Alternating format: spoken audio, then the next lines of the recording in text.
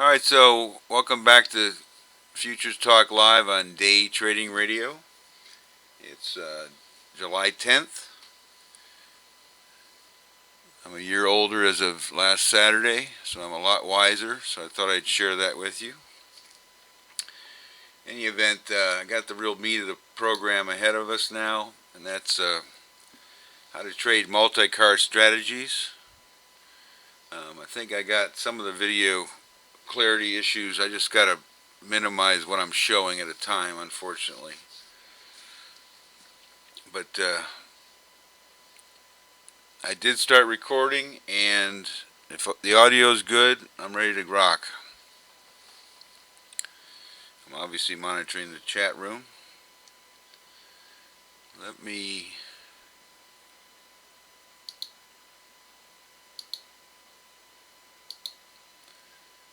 going to need to move this over a bit.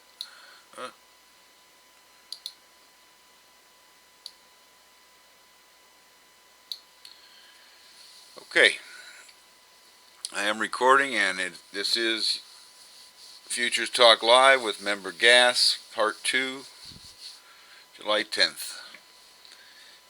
And we're going to talk about multi-card strategies now.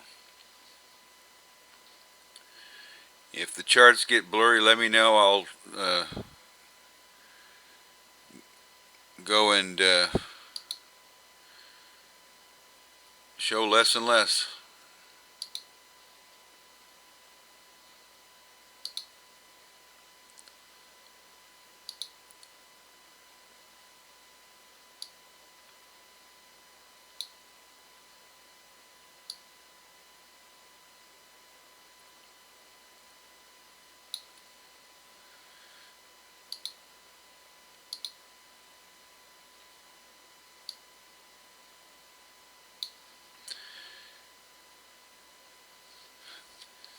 I don't think I'm drunk, but in any event, I'm going to talk about what I coined the term compact multi-card strategies, and that's where you basically, it's sort of a tight stops type trade. You basically trade in a box, if you will. There's the all in, all out, which I don't think makes a whole lot of sense. All you're doing is, by using the micros versus the minis, you're just trading a smaller size. You're still basically a one card strategy then. It happens to be of a smaller percentage of the minis. One thing to be said is that if you're trading the minis in a smaller account and you basically can afford to trade one car, even the best traders have a very hard time doing that. And there's too much unexpected movement. I don't care how technically savvy you are. There is a certain amount of unknown in the market. Otherwise, it wouldn't be a market. And trading one car is impossible. And the irony of it is a lot of people start off with a one car strategy. And that's probably the hardest thing to make money with, trading a single car. And break it up, into what I call the compact. You can be all in. That's sort of a tight stops. I remember tight stops way of doing it. And then you scale out. I'll demonstrate that. There's scale in and scale out methods. There's obviously you can scale in and then all out. And the presenter that gave this list, feels like, with psychology being a huge part of our trading mentality, if you will, there's something about scaling out that's more satisfactory in that as you take small profits and then larger profits, you're lowering your costs and your fear factor gets reduced, which really is critical.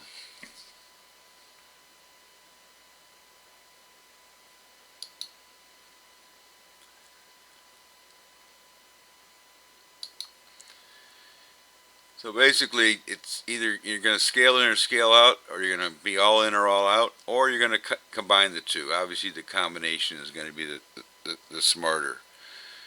And what I have for that, if I can, I have to minimize this for a second. I need to open this, move this off the screen.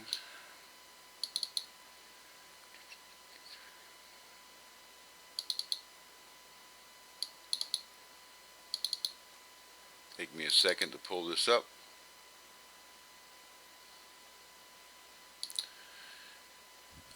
I have created a little stair-stepping simulated chart.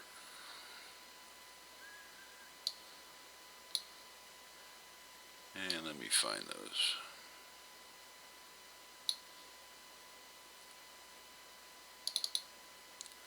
Nope, I don't want to show it there. Hang on.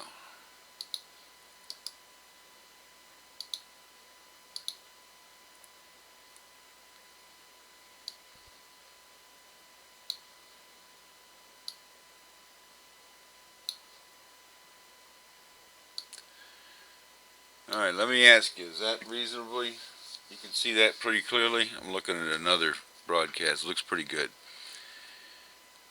So, in this particular example, I've taken a long at the top of the stairs, which obviously is a bad entry. I'm gonna coin that the anchor level. Now the question is, if you're going to add to this, where would you add? And you could say, well, I'm just going to add, every 2 steps. I'm going to add here, I'm going to add here, I'm going to add here.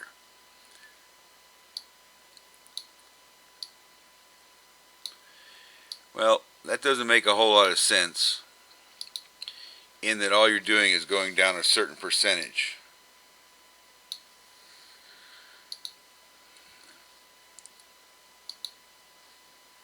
Excuse me, I got to fix that.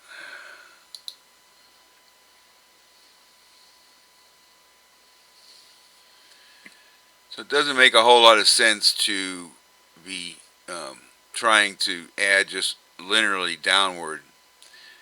What I'd much rather see you do is, take a certain position down, and these steps can be any number of things. But what I'd like to see you do is try and skew your adds to towards the bottom, if you will. That gives you a much better chance. In this particular second scenario, I'm letting it drop considerably before I go into my next trade. And then what happens is I'm adding more cars towards the bottom. In this particular case, I would have filled my anchor, a first, second, and a third leg. Now what would be the result of this? We did get a bounce, but then it fell off further. So ultimately, you would have had an opportunity to close this trade and this trade. This trade never filled, which would be the 4th add. Then you'd have a loss likely with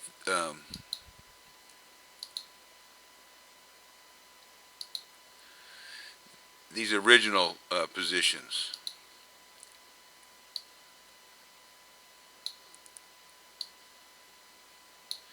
But what ends up happening is the net result of all this is, and this color should be blue.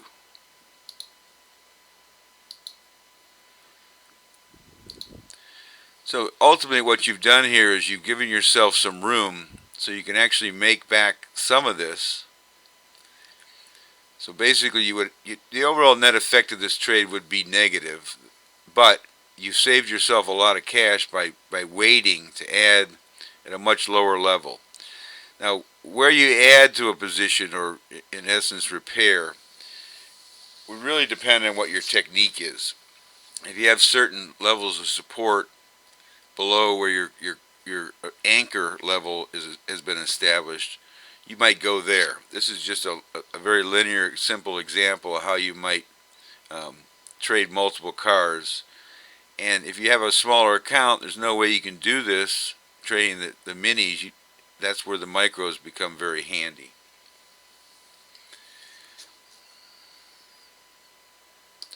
And let's look at the same exact chart.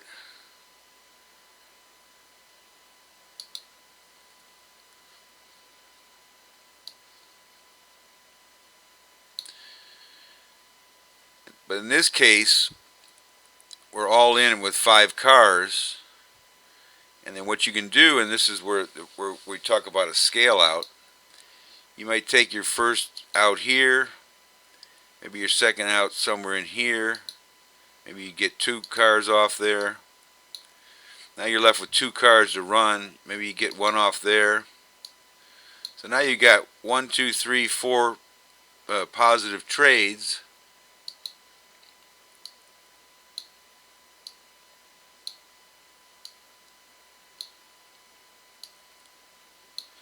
And you're left with 1 trade long. Well, then the market moved against you. But now, because of all those trades you've made, your cost basis could be way down here in this area.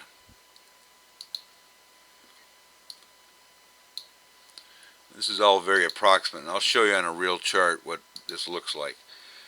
But you can also have a stop somewhere along here that protects some profit.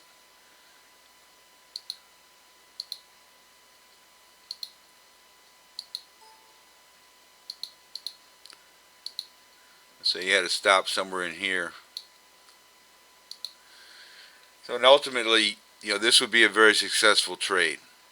So you're using multiple cars, and this is the one that's probably the most favored psychologically, in that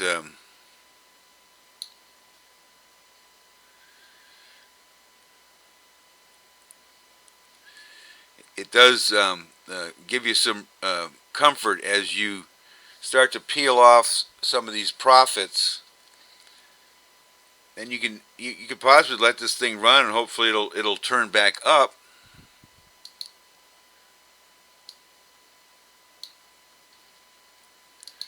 But in this case, it didn't.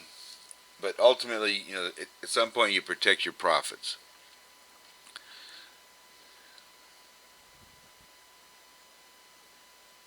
Let's talk about adding to a winning trade.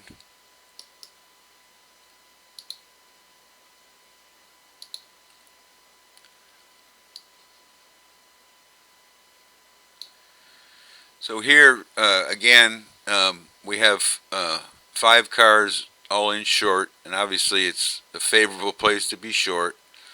And again, what would you do? You'd probably try and get out of a contract after a few steps down, and maybe another couple in here. Now you're in here, and finally you might want to try and get a runner. It's an interesting quote. Listen to the channels. If you're trading a single car, there's no such thing as a runner. So in any event, you would obviously make money on all 3 of these legs. Now you got a tremendously much higher cost basis on your trade. And then the last car you can play with, you could put a bracket in, order cancels order, where you got a profit target, and then you would have a stop loss, and then it's on autopilot. That's the envious position, is when you have some green where you can have a stop underneath it, a comfortable stop. If you get your stops way too close, they're going to get taken out. If you're trading the ES and your stop is 4 ticks away, hell, you might as well just sell the position, because chances are it's going to get hit. The one comment I will make on this, though, if you're in a position where you're short, even a single car, and it's really cascading downward, that's the one time where I think just hitting the sell at market makes the most sense. That way you definitely participate in the down swoosh. And as we've all heard the expression, escalator up, elevator down. In other words, the drops tend to be much more violent and rapid than the ascents. And let's look at some actual real charts, and I'll demonstrate this campaigning further. Get rid of these.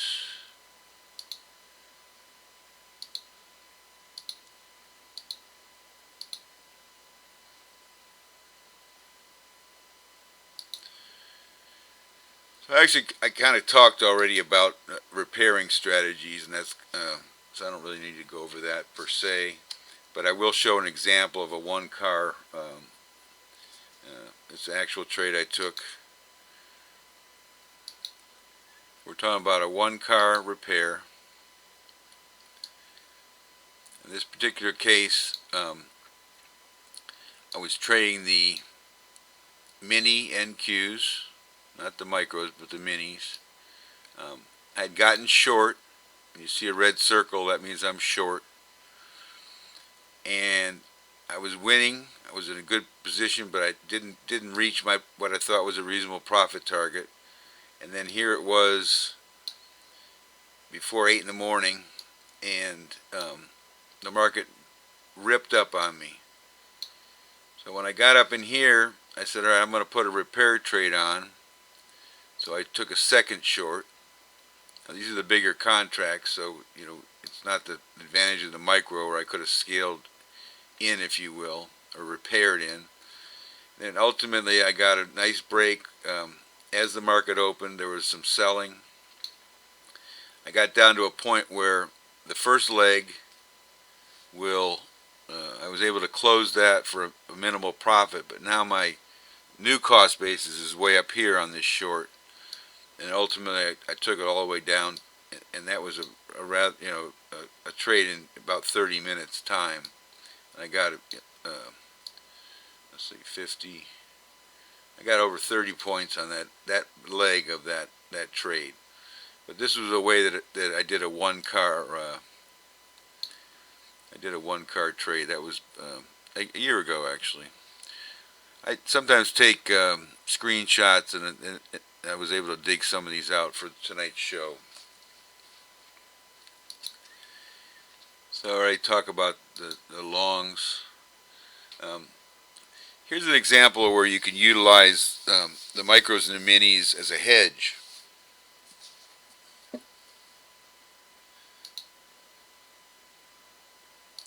This particular case, I had the micros in a long position. They were working out very well, so I switched over to trading the minis. So I was actually doing well. I took a short in the minis, not the micros, but the minis. Keep in mind that I also had a micro trade on, and took a long, made a little nice profit. Then I got too cute. I shorted this upper high level, and now we're looking at it was a 950 turnaround time, so it was actually a terrible entry. Took a fair amount of heat on this, and this was the full the mini small caps. So I was down over $300 at this point in time.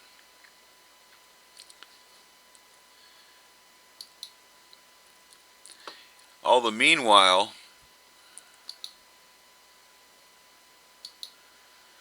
I was watching that short get redder and redder. I was also in the small cap micros long. I had added to my positions. Now I was 4 contracts long. So in essence, I was 10, if you will, 10 micros long by being long one contract in the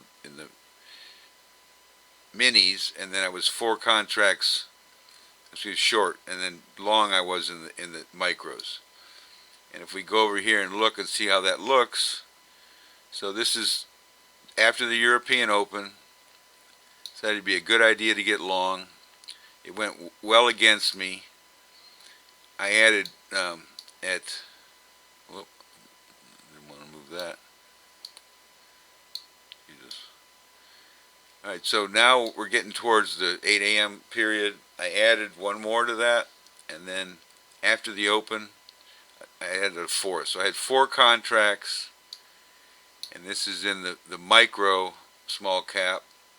Right around the time I was down that 300 in the minis on the small caps, I closed those 4 out for a nice profit. And then look at how fortunate that was. Boom, this thing dropped on me like crazy. And the final slide of the trio here is that of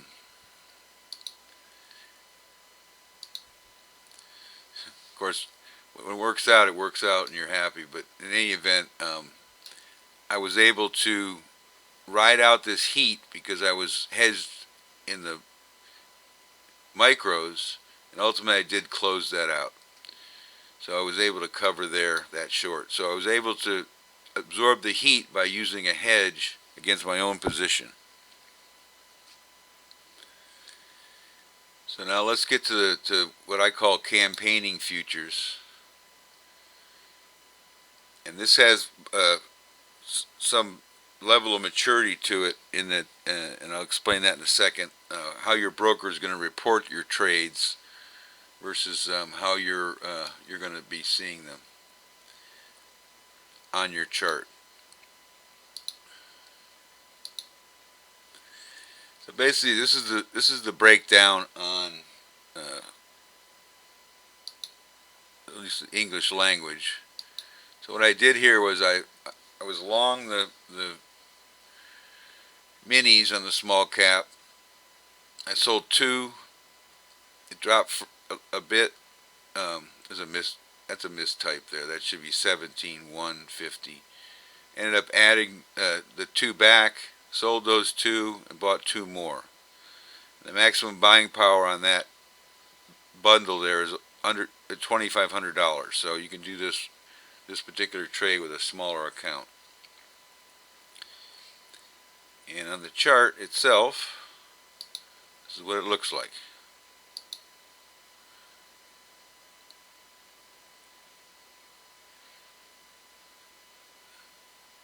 Actually, this is a different chart. But let me go back. Hang on. Maybe there was another chart on it. Oh yeah, I'm sorry. The chart's over here. All right.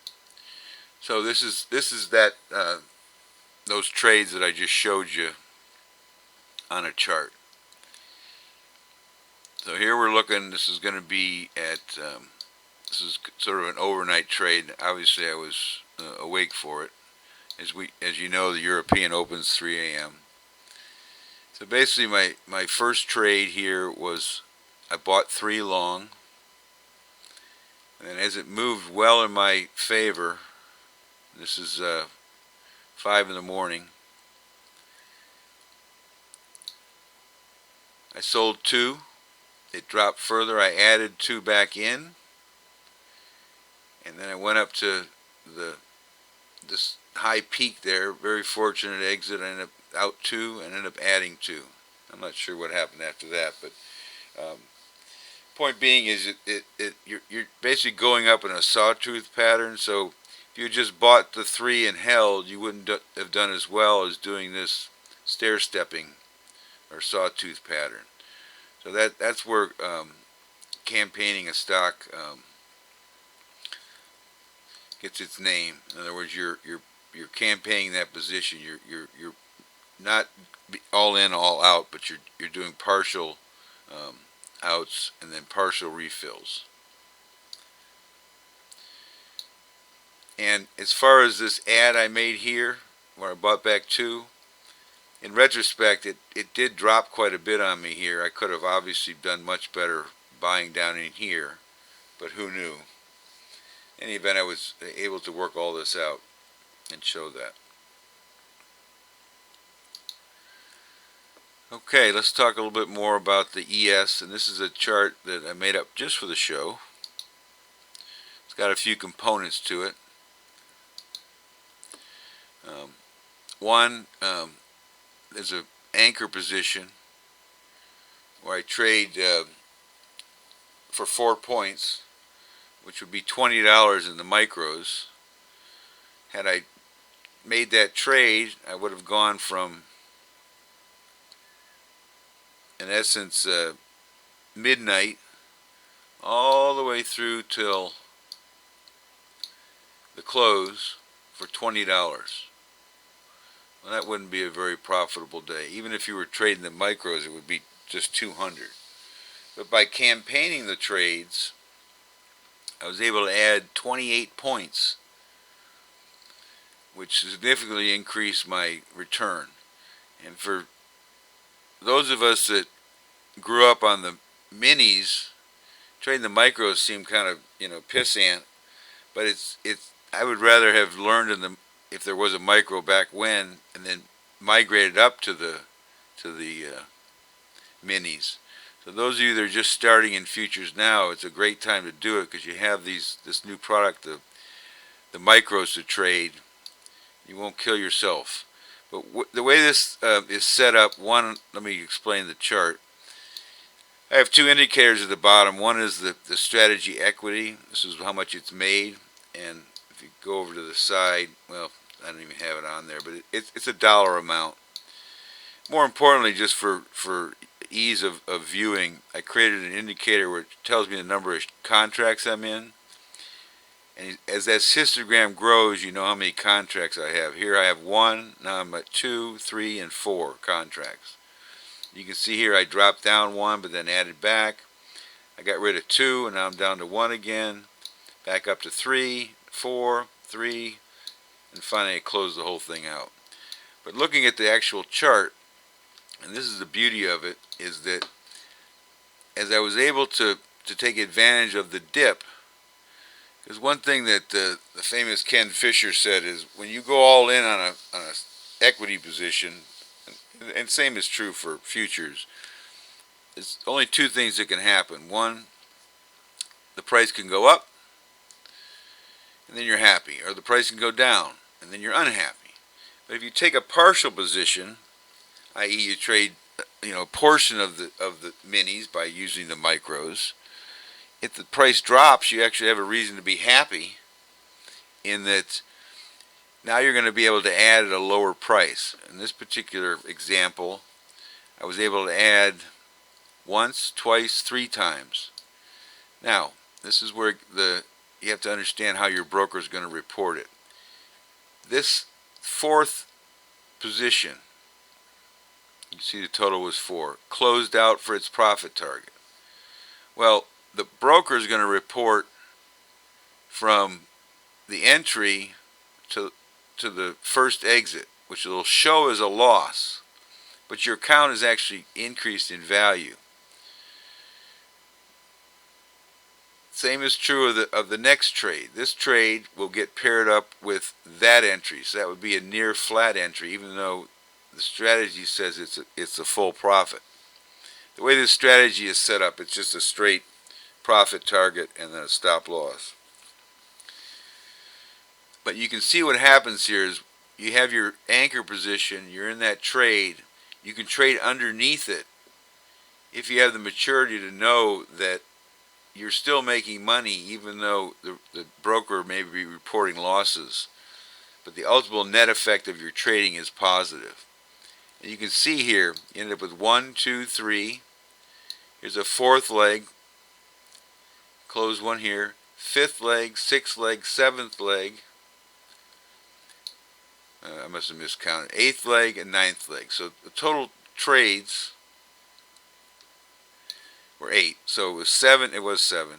So here you made all your money really trading underneath your original position. So this is the way you can take advantage of the price movement. Because, let's face it, you may be in at a bad place. In this particular case, my first entry really was at a high. Like the only place I could have entered worse was here. And then it moved against me. By using micros and having the room in my account, I was able to add positions and then take them for those, decent amount of movement, because you're not going to see straight back up. That's more unusual. What you want to do is take advantage of the smaller range movements, or the average true range, if you will, if you want to look at it mathematically. So that was a way where obviously adding multiple cards to your strategy is way better than the opposite.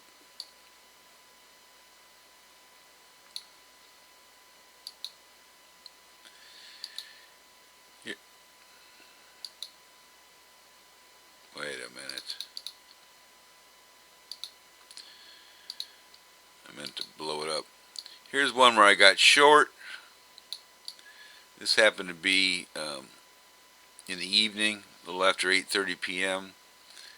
I went along and added a bunch of shorts to that, and the reason that they were added so close together, in my strategy I have actually a momentum requirement. So the momentum has to be in my favor before it'll reshort. So what happened was, all during here the momentum was not favorable for a short. So it waited. Finally it got, I got a clear signal to short, and it did. And it turned out with a little blip, it was the right thing to do, because you can see one, two, three legs were thrown in there on top of my trade. So I made 3 different profit targets while I'm still in this losing short from down here. And there was one in there that didn't quite fill. It got filled eventually. There was some heat up here. It got 1, 2, 3, 4 more shorts in there. Another short, another short, another short. And then ultimately we closed out. So the equity obviously went up. Now I'm flat again. And the next move was a short. And that turned out to be not so great. I got short. I added to it. That closed. So I did make that profit. But ultimately, adding another short ended up getting out at the end of the day. And I built an end of the day strategy for this just so that I would have the opportunity for demonstration to show you brand new fresh days. With the micros, you certainly have the opportunity to swing some of these, even in a smaller account, because of the small margin requirements. Again, another example.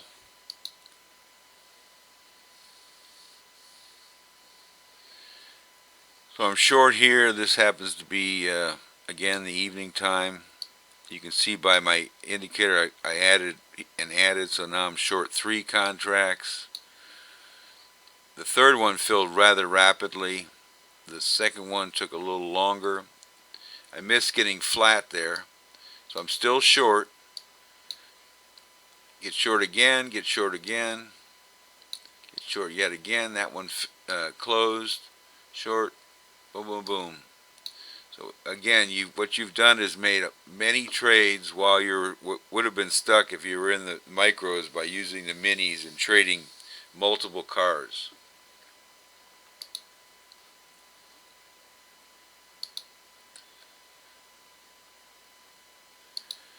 Another example, this is where my primary underlying strategy got short. It closed. There was no opportunity to take any further. Another quick trade. This is a breakout strategy, by the way. Here's one where it got long on this breakout. The breakout failed, but it allowed me to add. Got out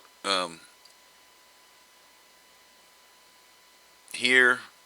Went long here. That filled. And ultimately I got a fill, looks like around the open. And we went along, and now there's another set of longs here where I'm long 1 car, 2 cars, 3 cars, ultimately down to 1, and then finally flat. And on the chart it looks just like this.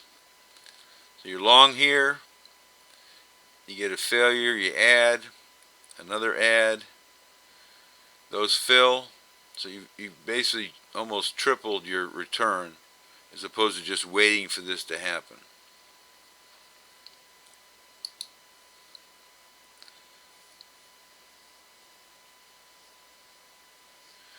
Here's a day that's might be more typical. Ultimately, this was kind of early in the contract period, so there wasn't actually a bar that triggered my end of day stop, so I ended up swinging 1 contract long.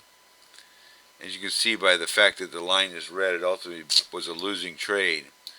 But I was able to at one point take a number of longs while I was still short. I'm sorry, I wasn't still short. I was still long from a much higher level. I was able to take a number of longs and close them out, taking advantage of this movement here, which was right around the open, which obviously we see a lot of movement between 8:30, 9:30, obviously 10:30, a lot of movement. and that's where these big candles are. And again, I got another long in there, but now I added some longs that didn't ultimately work out. So ultimately, all this was said and done, I made a bunch of trades, and I ended up basically flat. Now, what would have been a disaster if I had allowed the bigger contract, the micro to run, excuse me, the mini to run, I was able, utilizing multiple cars, to mitigate my loss by trading the movement that still existed. So there's a good example of where you can utilize extra cars to save your you know what. And I got one more of these to show you. You're going to start to see a pattern here. So here's a morning trade. As you can see, I started with 1. I rapidly went to 2, 3, 4, 5. So the strategy is written so the maximum number of cars it'll take are 5. And ultimately I ended up winding out of those. Ended up with 2. Built back up to 5. And ultimately closed the whole thing out. And how did that look on the chart? Not too damn bad.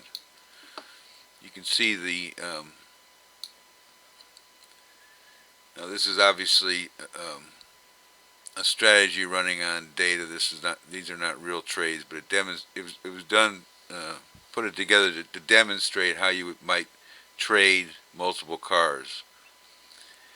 The maturity I spoke of is to be able to take off some of these positions prior to the original position turning green.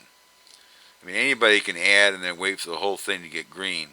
The key to it is to take advantage of those price movements with your secondary, tertiary, and on entries. You can do that multiple times and ultimately make it all work. And, God bless you if your original trade works out as well. That means every single ad worked. In this case, it worked. So in this particular case, I had one primary trade with 9 secondaries, a total of $274, which may not be too exciting, but if you think about it, had I been trading and I had the account size to do it, the regular, I don't even know what this contract was, but ultimately it'd be 10 times that. So we're talking about almost $3,000. So once you get to the point where your micro strategies are working and you can graduate to larger contracts and have the size to do it, then you can go ahead and make that kind of money per day, which is a living, by the way. And lastly, these are the, whoops, this is a printout that they have within TradeStation where I can look at the actual trades. And what I want to demonstrate here is that this first green arrow is my original entry. I bought at 6 in the morning. Didn't close that particular leg out until 4:15. But during that time, my first entry I added at 8:05, didn't get out of that till 3:25. But look at this red line. There's a whole bunch of trades in here. 1, 2, 3, 4, 5, 6, 7, 8, 9. That were all profitable trades that added to my overall results. And it's all about net results here. And you can do that at home, if you will, by utilizing whatever indicators you want to trade, whether they're Bollinger Bands or high-low indicators or Keltner channels. You can pick your place. People have volume profiles. There's lots of different ways to look at places to add. But I would recommend that utilizing multiple cars is far easier to be a winner at the end of the day than it is to trade a single large mini. You're better off with your smaller account to trade these micros and take advantage of the multi-car possibilities. So I'm almost to the last slide. A couple little inside information things I've learned. Your contract price may adjust by small amounts between that period where the market is closed from 5 p.m. to 6 p.m. That has to do with dividends, but that amount is almost minuscule. Let me make that bigger again. I really can't. I'll try it. All right, so basically the contracts do adjust by fractions. However, your open P&L can change dramatically in that same hour. First time that happened, I said, "What the hell?" I was up 60. I was only down $60 in that trade. Now I'm down 210. What the hell happened? It was interesting, and it took me a while to and a phone call to figure out what was going on. If during the trading session you complete trades in both directions, i.e., long and short, your broker, in my case, TradeStation, will pair up my entries and exits to maximize my closed P&L. And they do that for the reason is it gives you actually more buying power. But all of a sudden, before 6 p.m., now you're sitting there looking at some much larger loss on a position you might have swung. And I can't spell contracts, apparently. But you have to understand, though, that your position hasn't changed any. And by closing that out, let's say with a quote new loss, all you're doing is moving your profit from the previous session into the new session. But psychologically, you want to go ahead and get that trade closed green. So it's going to take obviously a little more movement in your favor. Also on the triple witching day, and this is when the contracts expire, you have up until 7:30 a.m. to get out. Then trading stops completely. Make sure you're out of those by then. You'll probably get some warning emails. You have to have a lot of capital on hand because what you're doing is agreeing to buy the underlying product, which is going to be probably more capital than you have.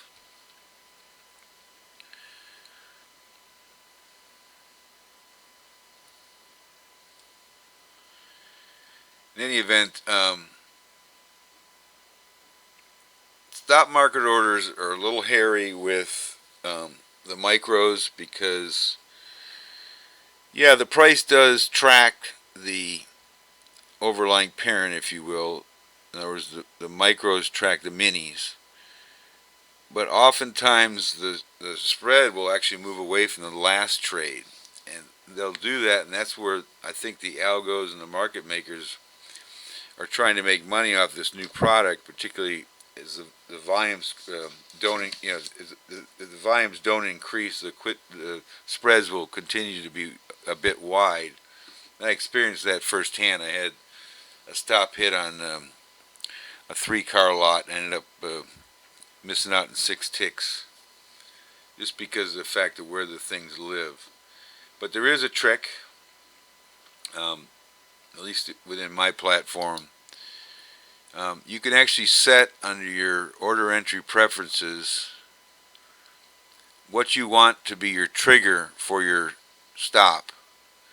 And I recommend you go in and at least utilize the double trade tick, if not this more complex one. There's a number of, it would take a while to explain all the different things, but it's worth learning. But I particularly would avoid any trigger that involves a bid or an ask, because those things can move around considerably on these micros. So you want actual trades to take place. So I'm looking for a double trade tick, which means I want 2 trades in a row to go off at that level before my stop triggers. And I find that to be a safety factor. So, that said, I pretty much covered most of my info.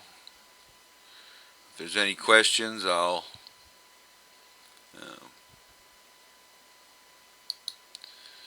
take them.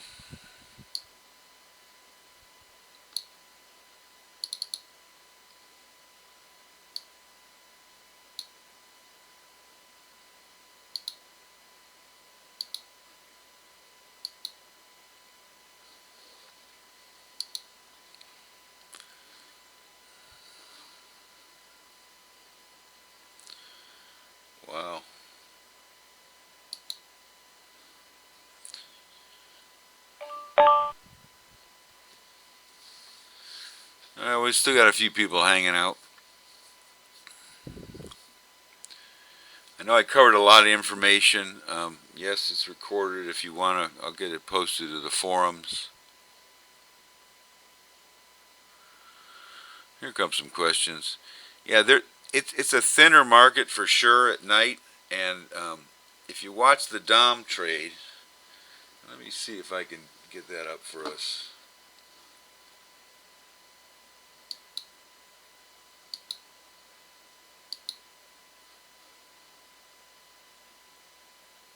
Oh, one other thing I didn't cover, which I do want to cover. Hang on a second. Let me go back to this. This is a modification of my futures compare. I'm glad I remembered this. I'm looking at, in this case, the minis and then the micros side by side. And to review this chart, this indicator, this gray column, is a 0.1% move in the index. Give you an idea of what point value that has. And then I had created it was a pretty complicated code, but what I would do is count how many times there would be a certain movement, and that was an input in the actual indicator. How many times there would be that potential move in the market, in the price. And if you look, this is during a 23-hour ish session, how many opportunities there were for a 0.1% move. Just let me verify that's what I have. Yeah, I have it set at 0.1. Yeah, you can see that. And I'm looking back 5 days, so I'm averaging that. So what I'm seeing is that pretty much across the board, there's about the same number of opportunities. Now, I'm not saying that this is per day average. I'm not saying my counter is necessarily accurate, but this is comparing the different contracts. Yeah, there's roughly about the same number of opportunities to make that 0.1%.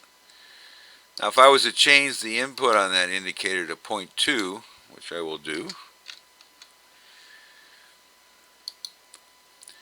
you'll see that those numbers will drop off considerably. So if you're looking for larger moves, there's going to be less of them in the same tape. But the point is that if you're looking for a smaller move, and let's move that down to, instead of being 0.1, let's make it 0.05, so half the 0.1. And now you can see in any given day, there's about 50 to almost 60 opportunities, and they're about roughly the same between the minis and the micros. So there's a number of opportunities, and a lot of them exist within the regular session, the regular equity session. And I actually, let me see if I can show you a good place in the chart to show you. There we go. Let me move this down. I actually have a chart that I had the indicator draw trend lines, and you can see, here's a long move, short move, long move. Now the way this thing's set up is that once the move counter is done for that bar, it won't restart until the next bar. So in essence, I think this is undercounting the actual number of times you could possibly make that move, if you will. But at least you can compare one contract to the other. And you can see here, it's long, long, long, short, short, short. These are long, long, short. So there's definitely price movement in there. If you're looking at this is actually set up at the 0.1%. So going back to my my radar screen, there's plenty of opportunity to make small bits, and this is where the multi-cart strategy makes a ton of sense, because Okay, you're anchored somewhere, and while that's percolating along, you can be trading underneath it or above it, depending on whether you're um, long or short. Obviously, if you're long in a contract, you can't go short in that same contract. You'd, in essence, be selling for that loss. But you could switch over to another contract and short it. So you could be long one product and short another product. So the possibilities are endless. And I have a question pending out there. I'm glad I remembered to cover that because it's good to see that there's obviously opportunity in all the different contracts.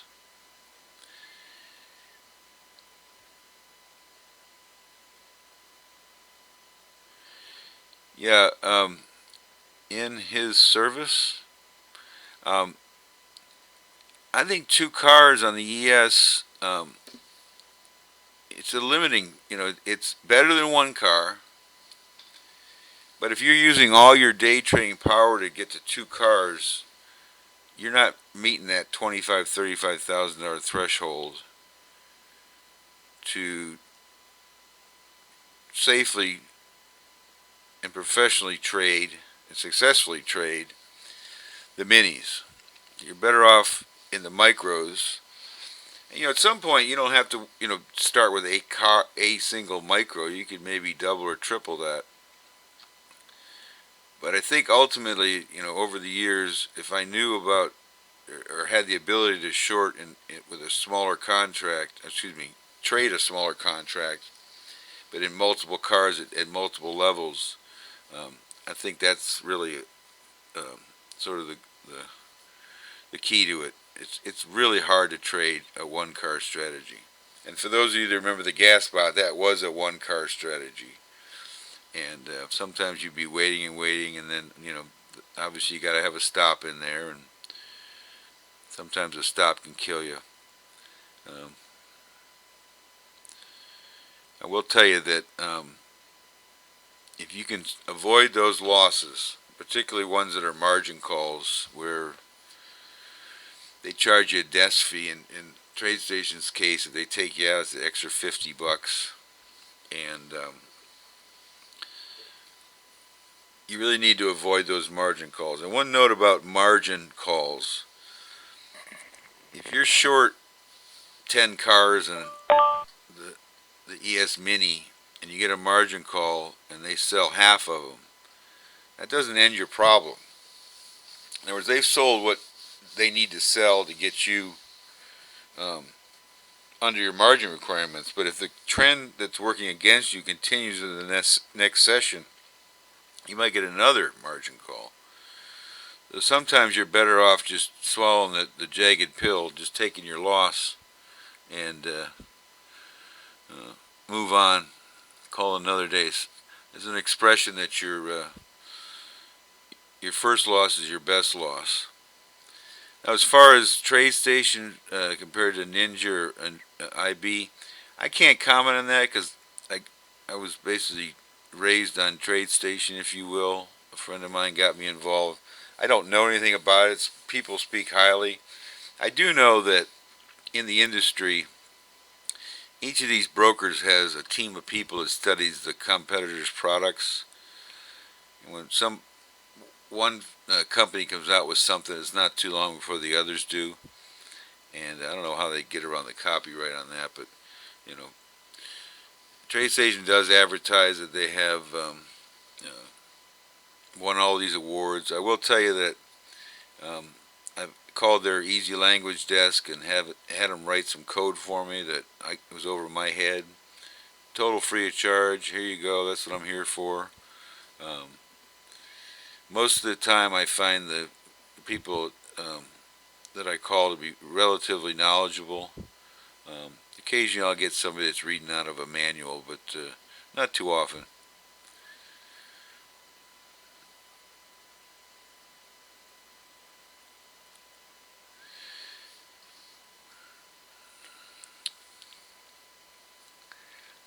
I'm not sure if weekly or monthly options affect futures. The one thing I like about futures is that in a way you're diversified. You don't find out that the CEO or the CFO of your company's been stealing money, and suddenly the stock's down 20%. Obviously, there could be horrendous headline news that can affect you. You go back and look at the charts from 9/11. Those people that were long got murdered, literally. No pun intended. There was, in essence, a huge drop, and then no market, and then when it did finally open up, it just continued to sell. So um, at 9/11, it was very expensive for people, unless those that were fortunate enough to either be fully hedged or even net short. Oh, let me read above.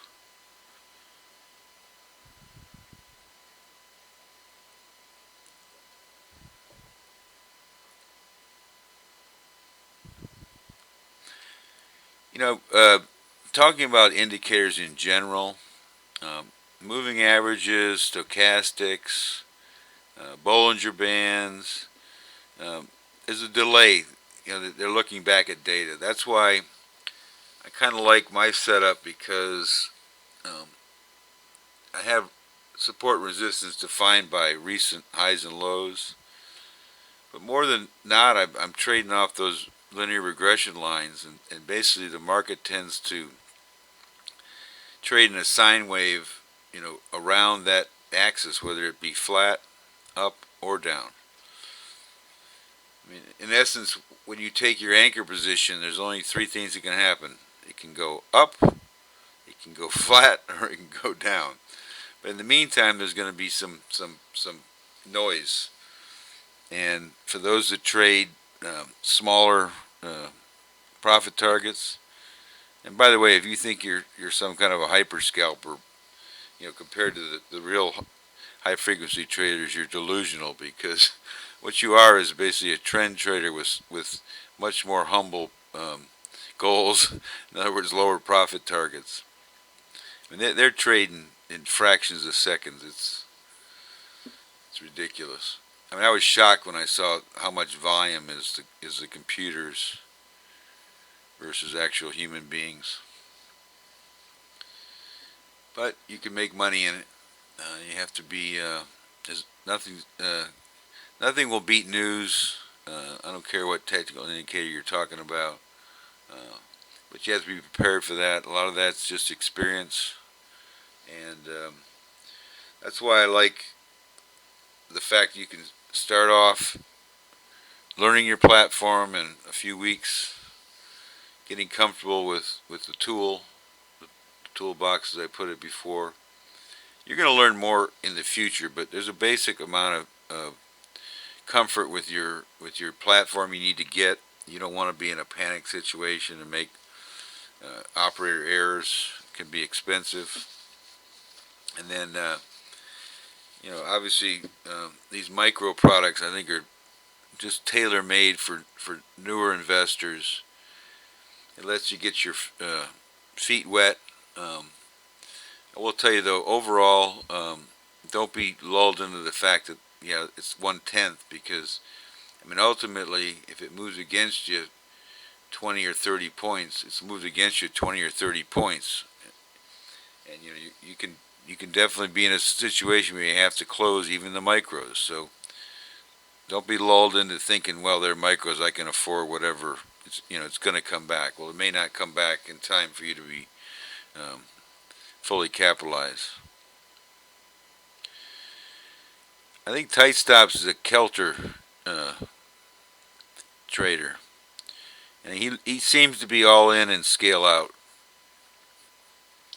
That's why you'll see him post out plus X on so many, and out plus X, and generally he posts how many ticks he makes on each leg, if you will.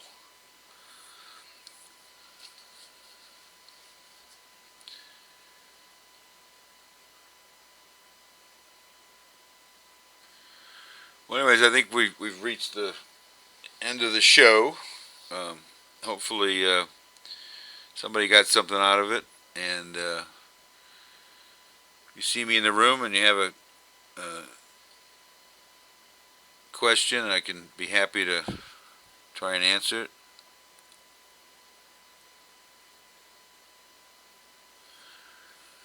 Yeah, Tempest asked an interesting question. He says, do you also trade during the day using the same strategy? I find it hard to hold positions for as long as you do when the market is in peak hours.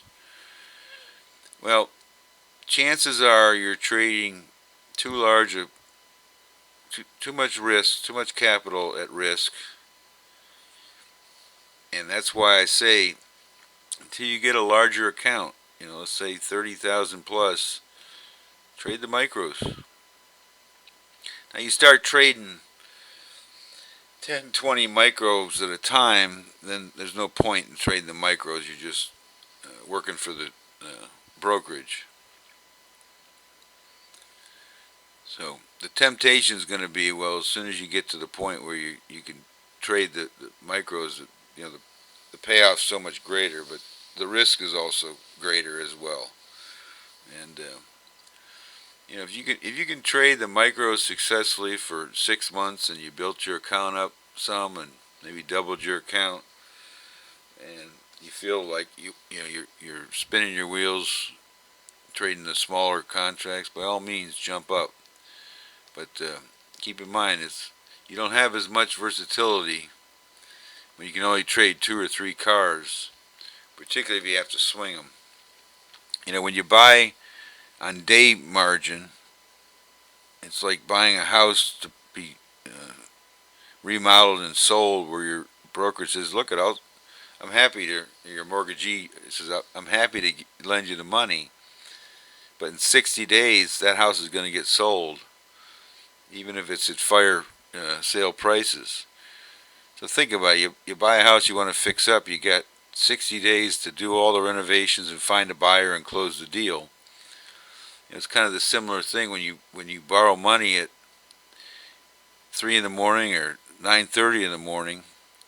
You got to close it, and keep that in mind when you're on day trading margin. That as that 3 o'clock approaches, evaluate where you're at.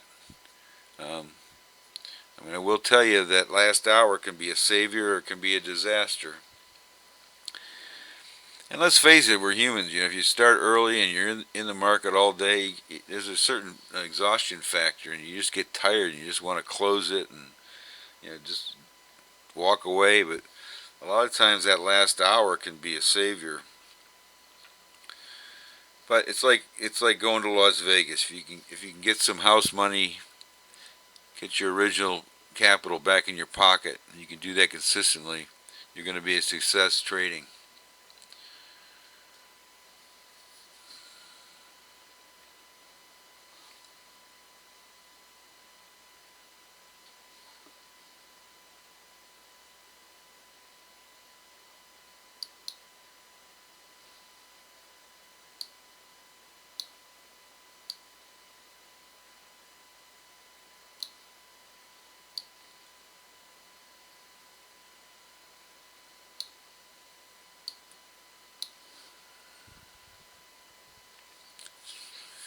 One thing about nights I've noticed lately is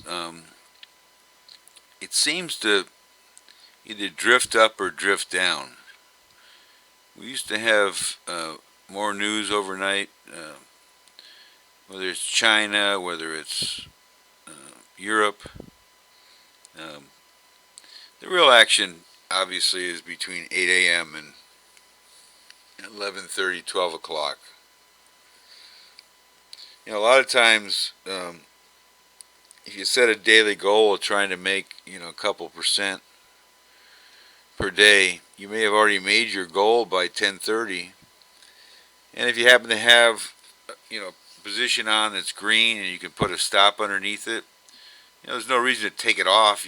Maybe you met your daily goal, but heck, why not? You'll take it. The big thing is to avoid the lost days. And I can actually show you that in a spreadsheet, since you asked.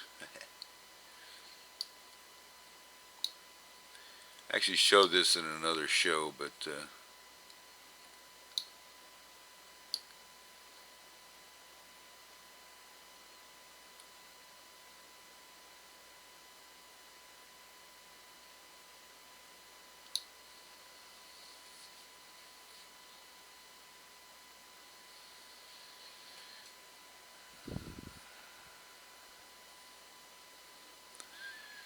yeah, I would say, you know, the big spikes you're used to during the day, the big moves, they just don't necessarily happen at night.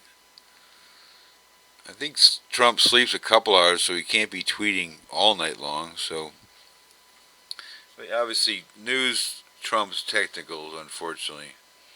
But what I have up on the screen, which, damn, it's so blurry. Let me zoom down even further.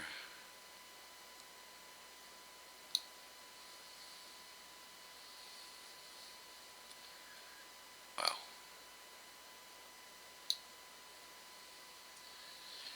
What I have here is a spreadsheet where I'm looking at actually three different examples, but what I'm showing is if you make 2% every day, and this spreadsheet was set up to look at a number of weeks, but I was able to input different values there. But if you make 2% per day, what ends up happening is, and you can see the balances there, I believe, yeah.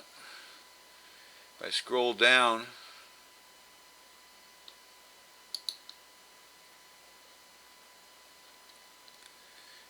after 30 trading days or 6 weeks, you've almost doubled your account. You've gone from 5,000 to almost 9,000. With roughly 200 trading days a year, you've almost increased your account by 10 times halfway through the year. This is making just 2% a day.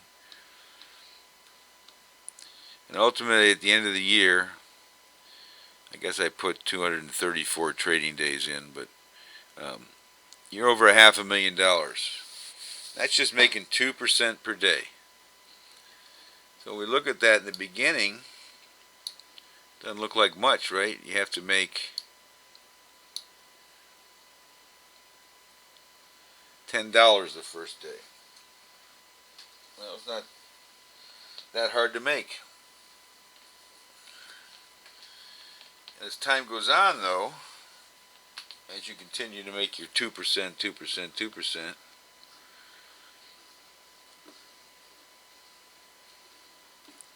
I lost my mouse. Oh, there it is. All right. As you go down, now you're having to make a little more, almost $200 after about 40 days. You get towards the end of the year, now you got to make even more money, but you have a much larger account to play with. So you still only got to make 10,000. But let me show you what happens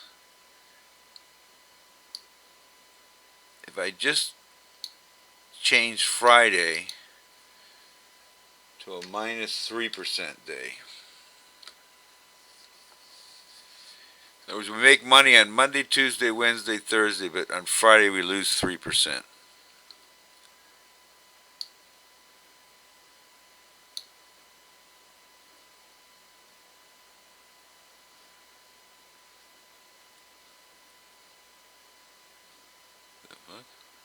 Doesn't make any difference. Hang on. Yeah, something's not right. No, I put it in the wrong place. I put it in the wrong place.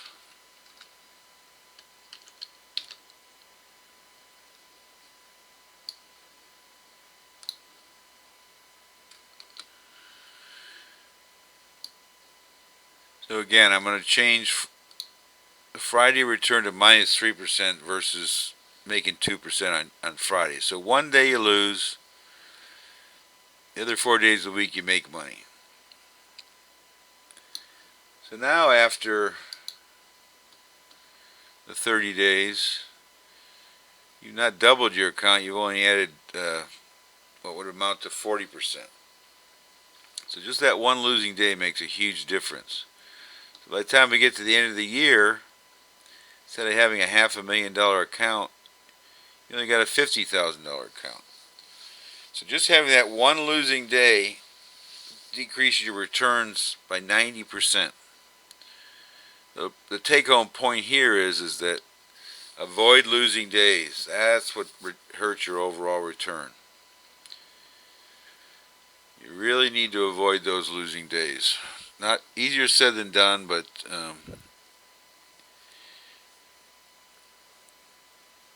it is true, Switcher. It's a numbers game. And one thing that you can do is, and actually TradeStation makes it easy. They have what they call smart transfer. And it's very easy to set up an account at your bank that you can take money out of your trading account and putting it away. It's analogous to putting some chips in your pocket as you're playing blackjack. And ultimately, when the chips on the table are gone, at least you have what's in your pocket. If you keep everything on the table, you're almost guaranteed to lose it all at some point. It's human nature.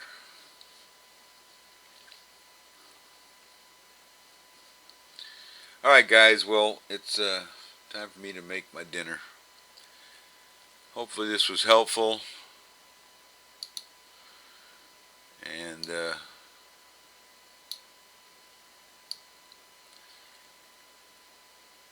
I'm gas. I do apologize about the clarity. I don't know what the heck to do about it. Unfortunately, I didn't have a chance to try and improve the video quality. I went with the settings that Paul RPM had given me back in the day, and it is tough. I mean, obviously it's clear as a bell in my end, but anyways, I'm glad for you to stick around. Hopefully you learned something, and I'm going to end this little party. And yes, I'll post the recording for those that couldn't make it.